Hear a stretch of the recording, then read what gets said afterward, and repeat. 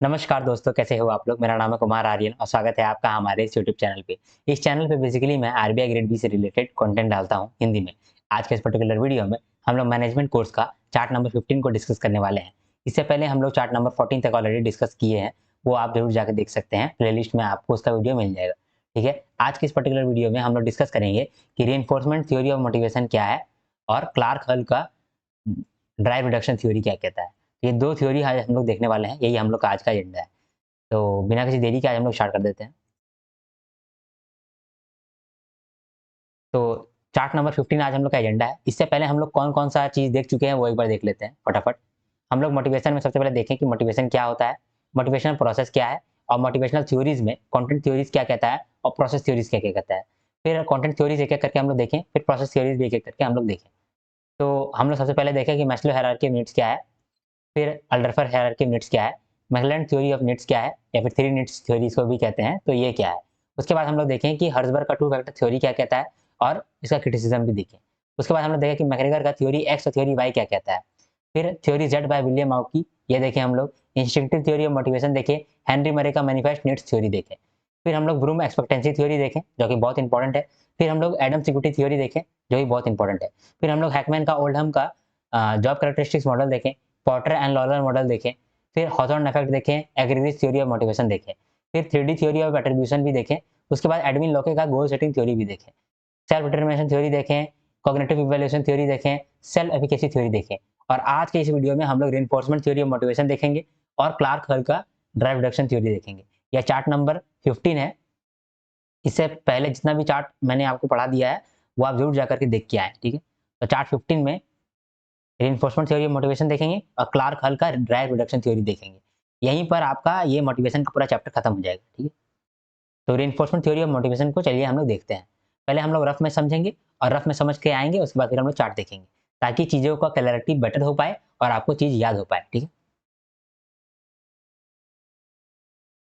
तो देखते हैं reinforcement theory of motivation. Reinforcement theory of motivation, reinforcement का मतलब अभी हम लोग समझेंगे, लेकिन उससे पहले हम एक चीज़ आपको समझाना चाहते हैं जो कन्फ्यूजन क्रिएट करता है। ठीक है, यहाँ पर मैं लिख रहा हूँ कॉन्सेप्ट ऑफ रिइंफोर्समेंट। जब आप सिलेबस देखोगे मैनेजमेंट का, तो पर्सनैलिटी चैप्टर के अंदर एक कॉन्सेप्ट ऑफ रिइंफोर्समेंट दिया गया है और अभी आप पढ़ रहे हैं रिइंफोर्समेंट थ्योरी ऑफ मोटिवेशन। ठीक है, तो ये दोनों में क्या सिमिलरिटी है, क्या डिफरेंस है, क्या ये दोनों सेम है, ये कंफ्यूजन आपको अराइज होगा। ठीक है, तो ये देखिए कहीं न कहीं सेम भी है, कहीं-कहीं सेम नहीं भी है। सबसे पहले क्या हुआ था कि कॉन्सेप्ट ऑफ रिइंफोर्समेंट आया था, जिसमें ईएल थॉर्नडाइक नाम के एक आदमी ने ईएल थॉर्नडाइक नाम के एक आदमी ने रिइंफोर्समेंट के बारे में समझाया था। तो जब ये बात सबको समझ में आया, समझे? तो फिर बहुत दिनों के बाद इस पे आधारित ये मोटिवेशन का थ्योरी आया। ठीक है?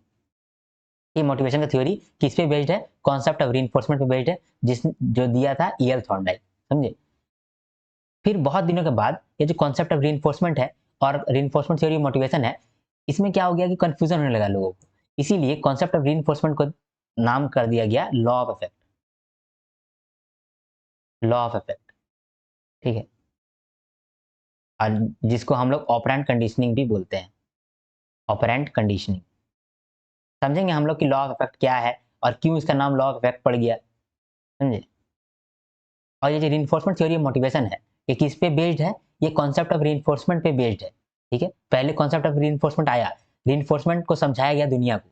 जब रिइंफोर्समेंट समझ गया दुनिया, तो धीरे-धीरे रिइंफोर्समेंट पे बेस्ड एक थ्योरी ऑफ मोटिवेशन आया, जो दिया गया बीएफ स्किनर के द्वारा।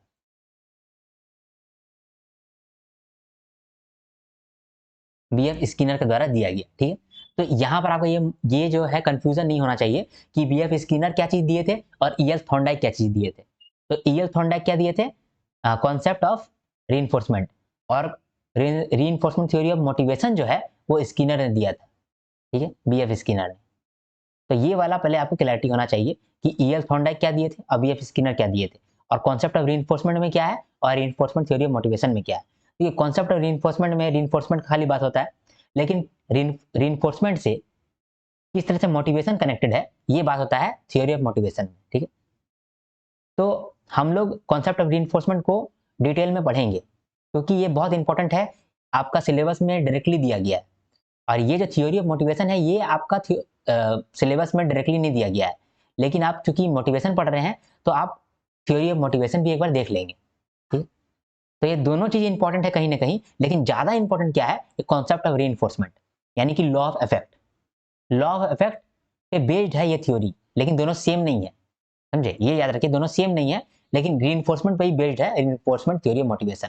जब आप रीइंफोर्समेंट थ्योरी ऑफ मोटिवेशन को पढ़ेंगे तो पहले आपको रीइंफोर्समेंट का मतलब जानना पड़ेगा। इसका मतलब कि आपको ये कॉन्सेप्ट ऑफ रीइंफोर्समेंट पहले पढ़ना पड़ेगा हल्का फुल्का, उसके बाद ये मोटिवेशन का थ्योरी आप देख पाएंगे, है ना।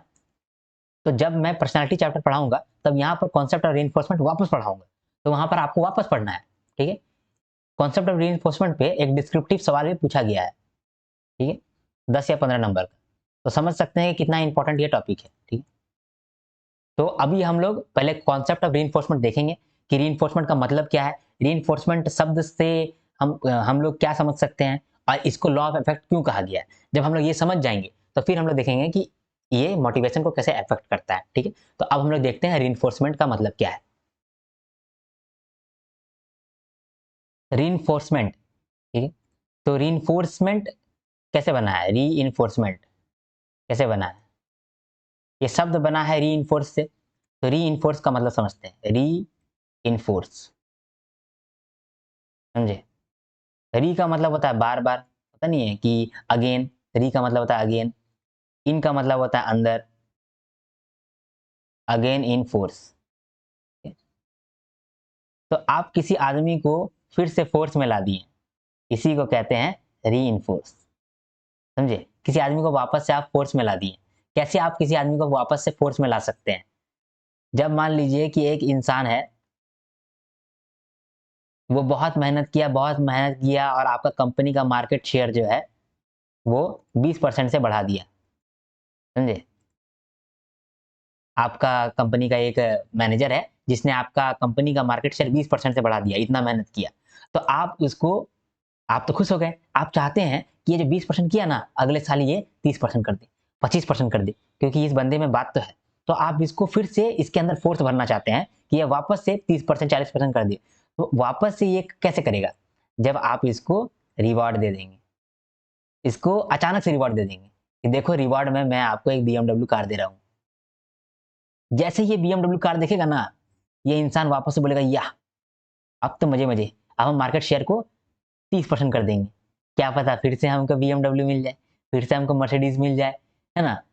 तो ये इसके लिए खुश हो जाएगा, वापस से ही खुश हो जाएगा। तो यहाँ पर आप क्या किए, इस इंसान को रीइंफोर्स कर दिए, फिर से इसके अंदर शक्ति भर दिए। ठीक है, तो ये शक्ति किस तरह से आप भर सकते हैं, ठीक है, इसी को हम लोग कहते हैं रीइंफोर्समेंट थ्योरी। ठीक है, तो रीइंफोर्समेंट यानी कि फिर से उसके अंदर आप शक्ति भर दिए, फिर से आप एम्प्लॉय के अंदर शक्ति भर दिए कि वो ज्यादा काम करे। ठीक है, तो ये 4 तरीके से आप कर सकते हैं।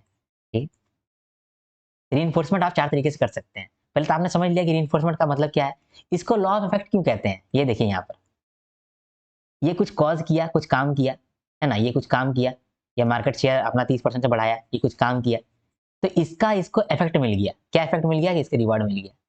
तो वापस से ये क्या करेगा, यही कॉज करना चाहेगा, फिर से ये 30% 40% मार्केट शेयर करना चाहेगा ताकि इसको फिर से ये इफेक्ट मिले।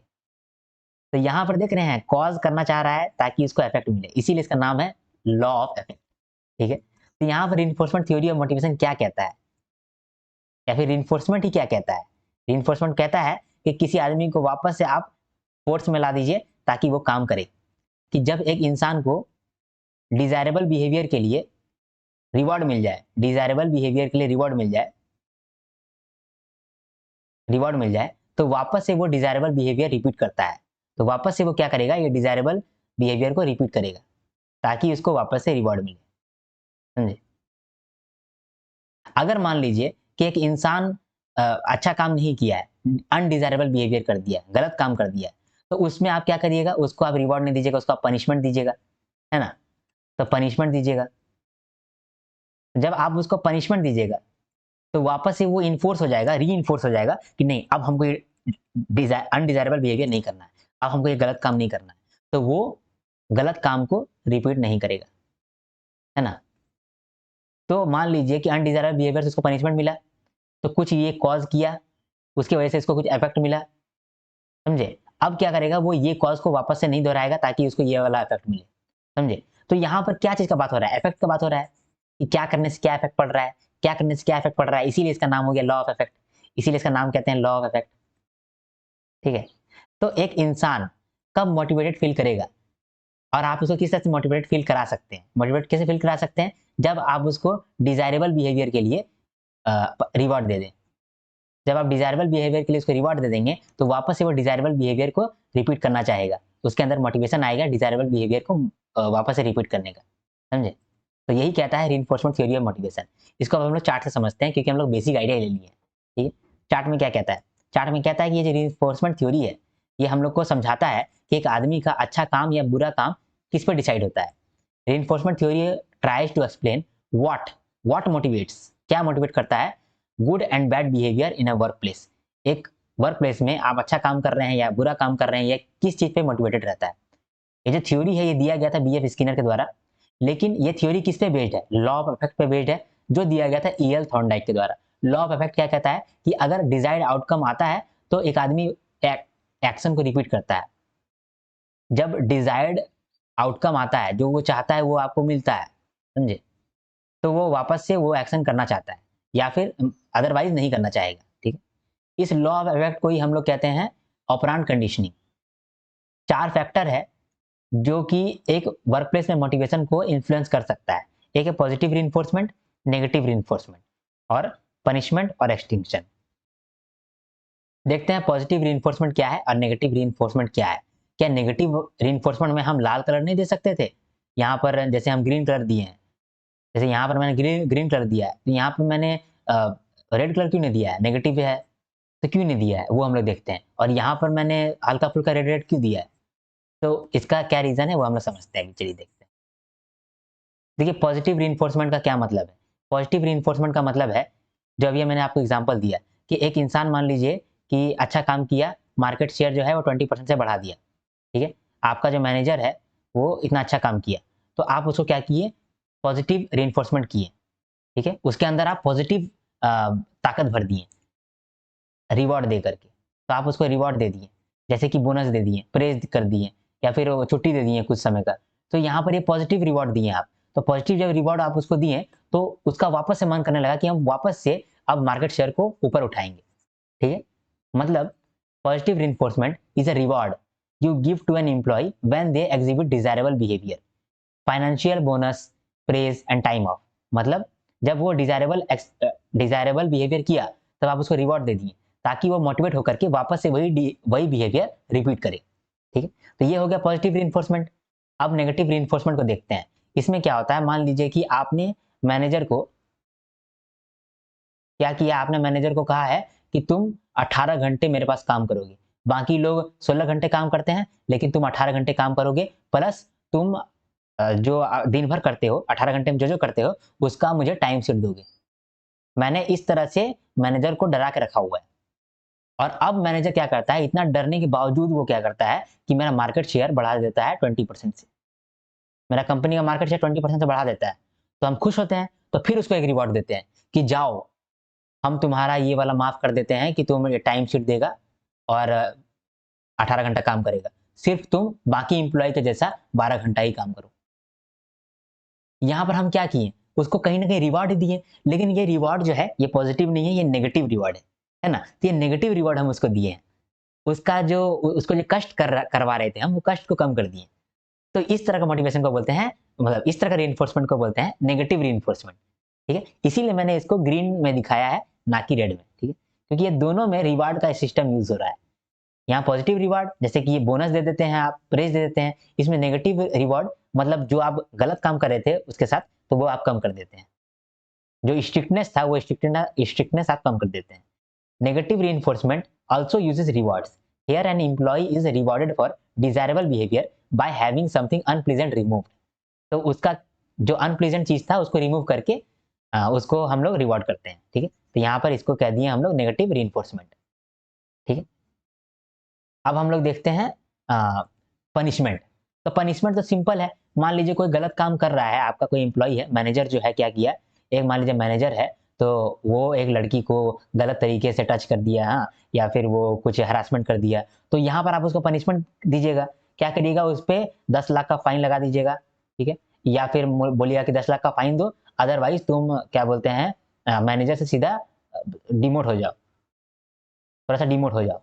तो अब क्या होगा, जब ये मैनेजर से डिमोट हो गया, सिर्फ असिस्टेंट बन गया, तो वहाँ क्या करेगा, अब वो जो बिहेवियर है वो वापस नहीं दर्शाएगा, क्योंकि उसको पनिशमेंट मिल गया है, ठीक है? तो punishment happens when you use negative consequences in the work place to deter और stop team members from undesirable behaviour.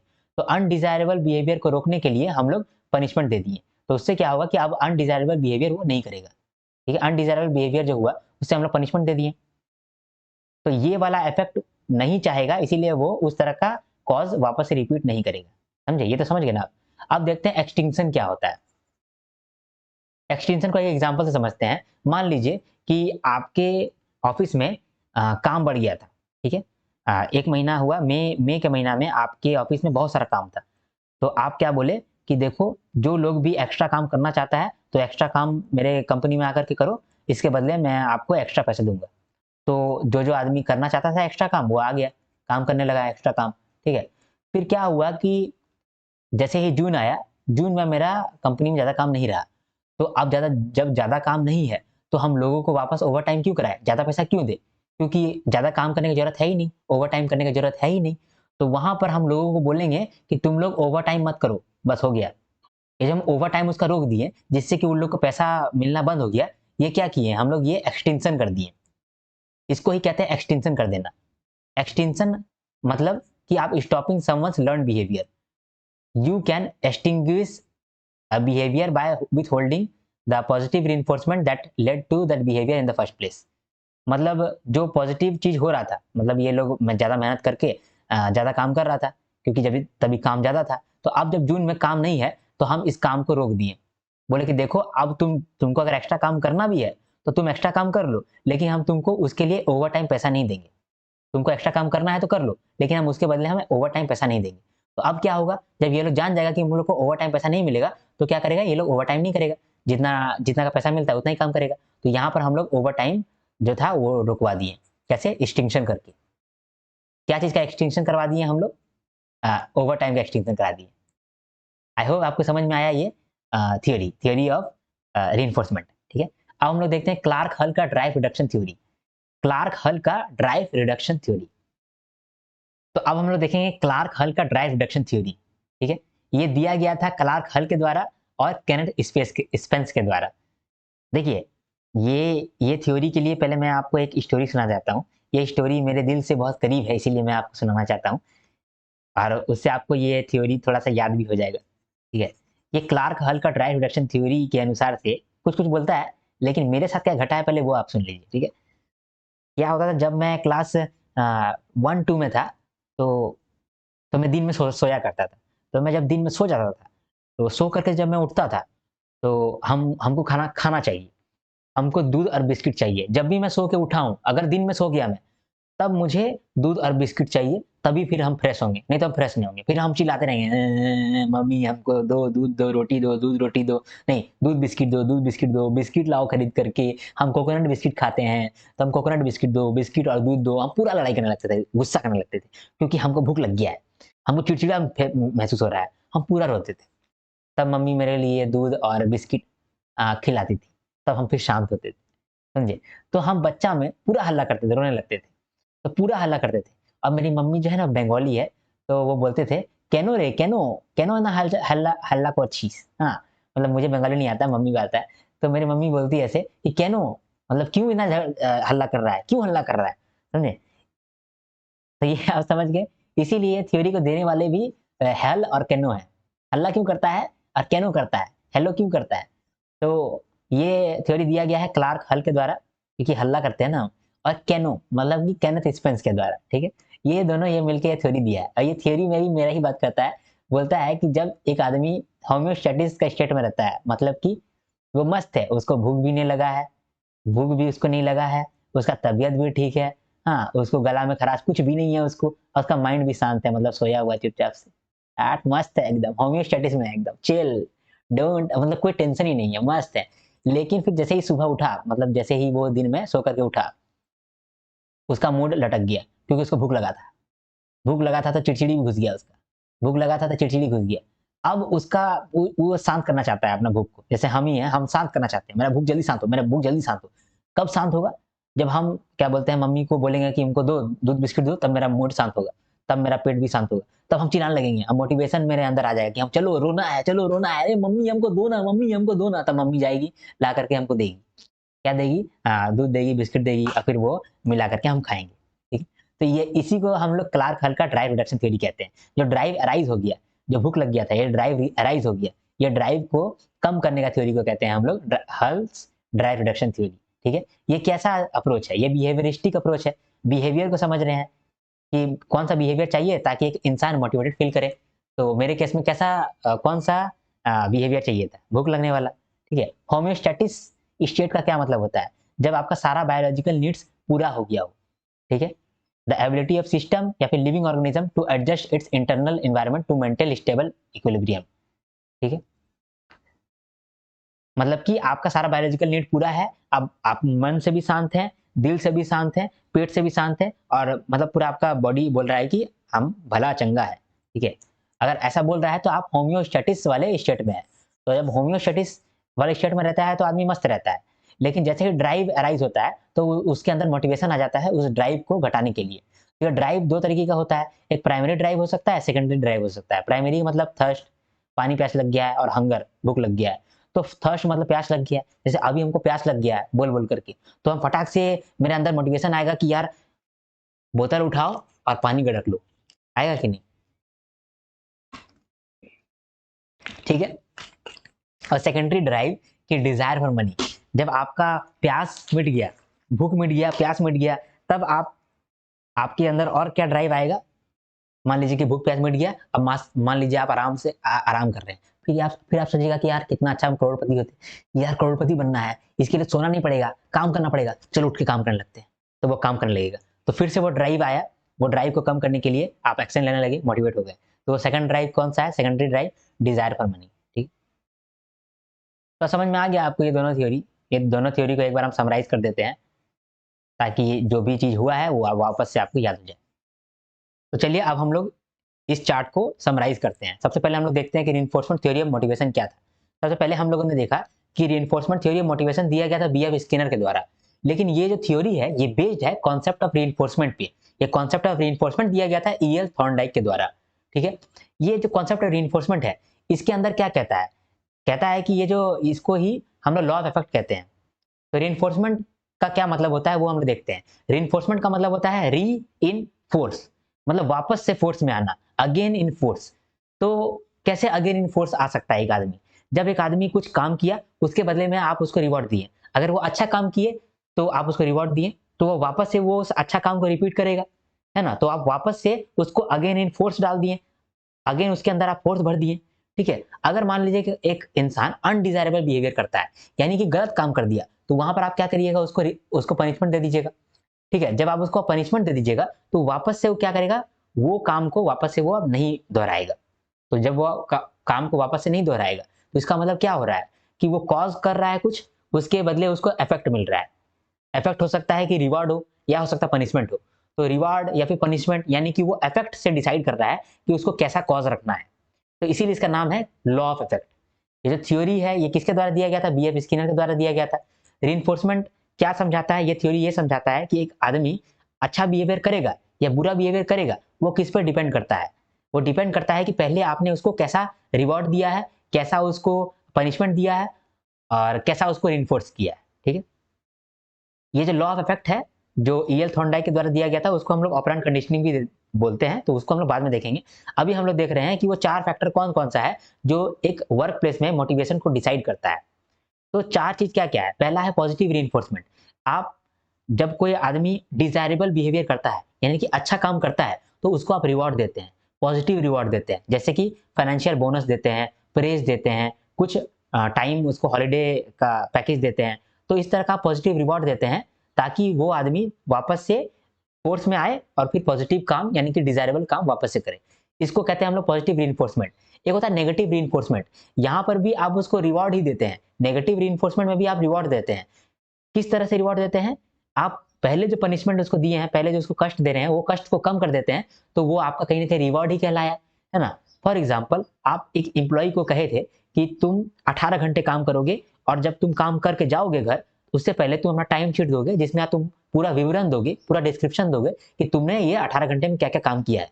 लेकिन अब जब वो अच्छा काम कर दिया, आप खुश हो गए, तो आप उसको नेगेटिव रीइंफोर्समेंट देना चाहते हैं, आप उसको रिवॉर्ड देना चाहते हैं। तो आप रिवॉर्ड किस तरह से दे रहे हैं? उसको बोल रहे हैं कि देखो तुम जो 18 घंटा काम करता था, अब 12 घंटा ही काम करना, और जो तुम टाइम शीट देता है हमको, अपना डिस्क्रिप्शन देता है कि तुम दिन भर क्या किया, वो तुम नहीं देना। तो वो भी एक तरह का रिवॉर्ड हो गया उसको, लेकिन ये तो पॉजिटिव रिवॉर्ड नहीं है, इसीलिए इसको कहते हैं नेगेटिव रिवॉर्ड।